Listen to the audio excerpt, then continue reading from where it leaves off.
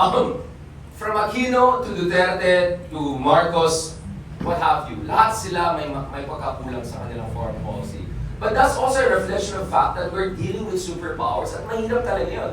No country can have a perfect foreign policy. You don't believe me? Ask the Singaporeans. Even the Singaporeans, they're scratching their head. How the hell are we gonna deal with this new phase of new Cold War, US-China competition? So sometimes, instead of blaming ourselves, we have to remind ourselves, ano yung kasalanan ng mga ibang bansa, bakit nandito tayo? If China is doing something wrong, we should call it out. If Trump is doing something wrong, we should call it out. If Europeans and others are not treating us fairly, if the Canadians are dumping garbage on us, we should call it out. So I think that frame of mind for me is truly pro-Filipino. So lahat tayo pro-Filipino, and we are even more pro-Filipino if we welcome the diversity of opinion, and that's why I welcome this very great opportunity to join you this morning. Thank you so much for this kind invitation. Thank you, Professor Richard Heydarian. My Philippine Daily Inquirer column today, the title is 50 Shades of Hedging in the Age of Trump. So I honestly never believe in a kind of a binary understanding of geopolitics. It's not war versus peace, it's how you get peace through what tactics and strategies.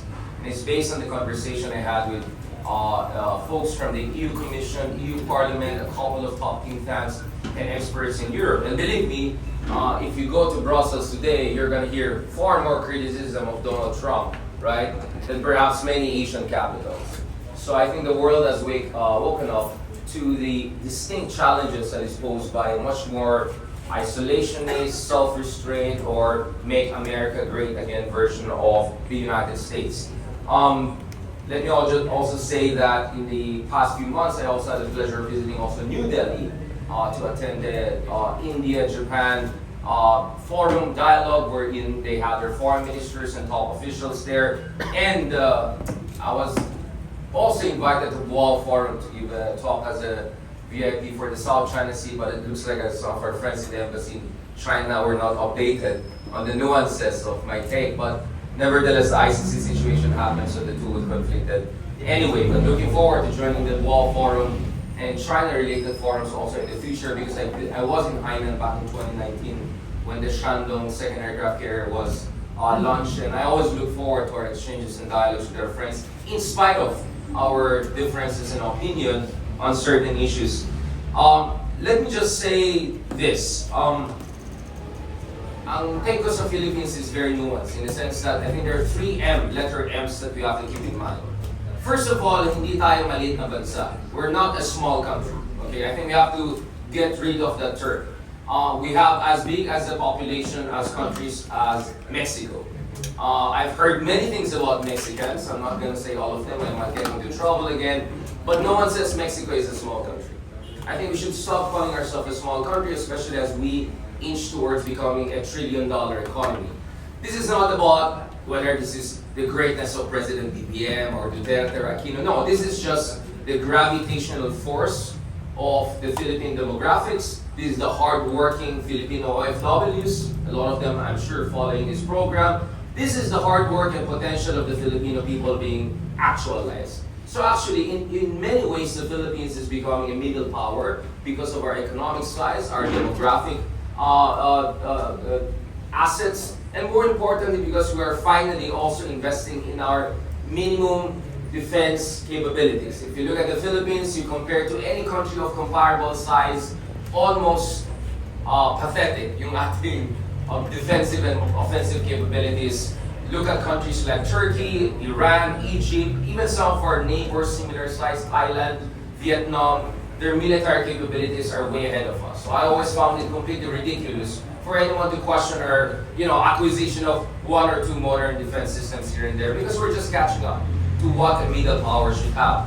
But more importantly, I think this is also an era of mini-lateralism, meaning multilateral institutions. I was in an ASEAN event earlier this year. I could just see how different the takes of different ASEAN countries were on very important issues. Whether it's BRICS, whether it's Trump, whether it's China. I think what is going to work in our era is mini-lateralism, meaning similar countries, similar-minded countries on specific issues, coordinating and cooperating for a specific period of time in a very flexible ad hoc way. So, minsan, may mga issues Now, actually, we have more in common with the Europeans against the Americans. There are going to be issues that we're going to have more in common, let's say, with China, vis-a-vis the rest of ASEAN. There are going to be issues that we have more in common with the United States, vis-a-vis China. So it's flexible, ad hoc, issue-based. Issue-based meaning national interest, issue-based. But the third thing I want to emphasize here is this term called multi-alignment.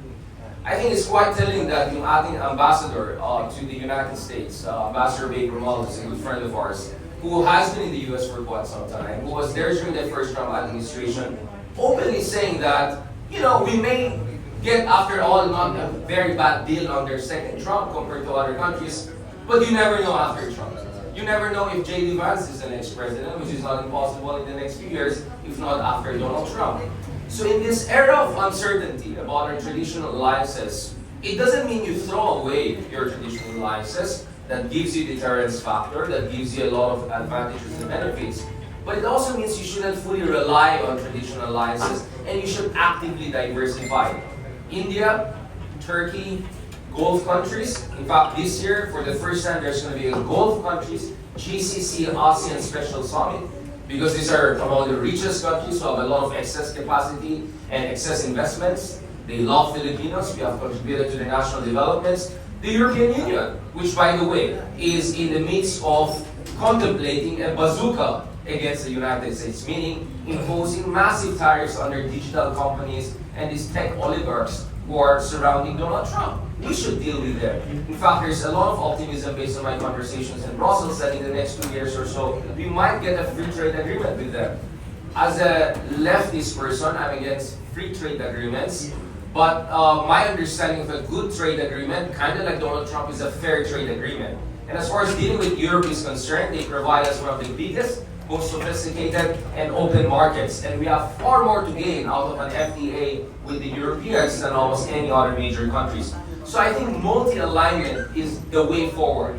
It's not choosing between US and China or peace or war. It's about this 50 shades of hedging, whereby we can maximize on issue-based, sector-based with different countries across different issues. In short, we need that kind of nuanced, mature, and sophisticated understanding. And Professor Banlaoi a while ago was saying, ito yung kulang sa ating diskurso, sa ating media. Ay, ito rin kulang minsan sa atin. Masyado tayong binary mag-isip. Pro-American ba ito? Pro-China? No, pro-Philippines tayong lahat. The devil is in the details. And the devil is in which shade of the 50 shades of hedging we should move forward. And I'm sure we're going to have some disagreement on certain issues. Because guess what? Geopolitics is not an exact science. My first course was in medical sciences, in dentistry. And even in medical sciences, we're told you'll never know exactly how the human body will work because there are a million factors that work together. While in geopolitics, it's even more complicated. So I think we have to have a humility of appreciating differences in tactical approaches and understanding to this. Let me just end on this point.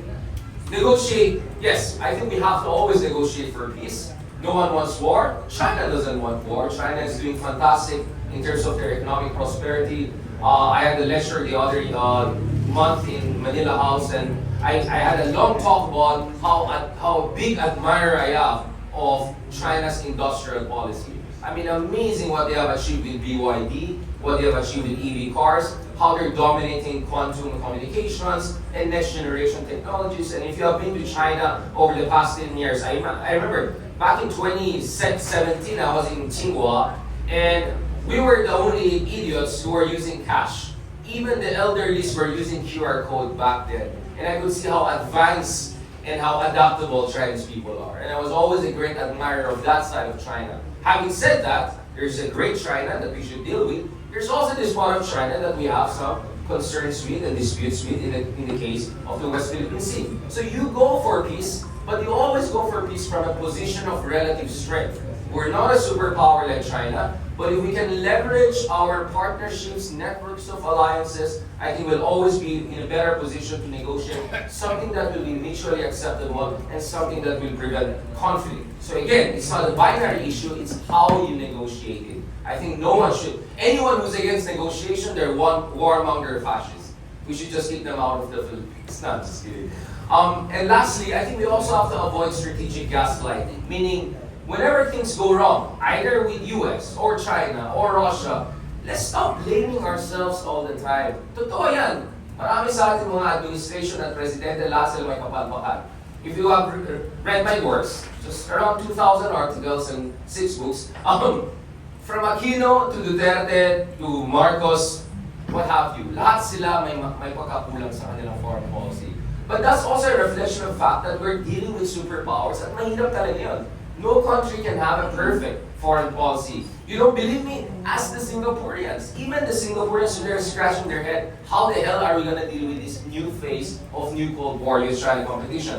So sometimes, instead of blaming ourselves, we have to remind ourselves, ano yung kasalanan ng mga ibang bansa, bakit nandito tayo? If China is doing something wrong, we should call it out. If Trump is doing something wrong, we should call it out. If Europeans and others are not treating us fairly, if the Canadians are dumping garbage on us, we should call it out. So I think that frame of mind for me is truly pro-Filipino. So lahat tayo pro-Filipino, and we are even more pro-Filipino if we welcome the diversity of opinion, and that's why I welcome this very great opportunity to join you this morning. Thank you so much for this kind invitation. Thank you, Professor Richard Heydarian.